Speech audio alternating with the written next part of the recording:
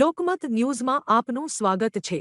વડોદરા મહાનગરપાલિકામાં નવા વહીવટી તબક્કાની શરૂઆત થઈ છે। મહાનગરપાલિકાના સભાસદોની 5 વર્ષની ટર્મ પૂર્ણ થતાં નવું બોર્ડ રચાય ત્યાં સુધી ગુજરાત સરકાર દ્વારા વહીવટદારની નિમણૂક કરવામાં આવી છે। આ અંતર્ગત આજે શાલિની અગ્રવાલે વડોદરા મહાનગરપાલિકાના વહીવટદાર તરીકે સત્તાવાર ચાર્જ સંભાળ્યો હતો। ચાર્જ સંભાળવાના પ્રસંગે મહાનગરપાલિકા કમિશનર અરુણ મહેશ બાબુ, સેક્રેટરી ચિંતન દેસાઈ તેમજ અન્ય અધિકારીઓ દ્વારા તેમનું સ્વાગત કરવામાં આવ્યું હતું। ચાર્જ સંભાળ્યા બાદ શાલિની અગ્રવાલે તરત જ અધિકારીઓ સાથે મેરેથોન બેઠક યોજી શહેરના વિવિધ વિકાસ કાર્યો અને વહીવટી બાબતોની સમીક્ષા કરી હતી। ઉલ્લેખનીય છે કે આજે મહાનગરપાલિકામાં રજા હોવા છતાં પણ શાલિની અગ્રવાલ કચેરીએ હાજર રહી ચાર્જ સંભાળી કામગીરીમાં જોડાયા હતા, જેનાથી વહીવટી તંત્રમાં નવી સક્રિયતા જોવા મળી રહી છે।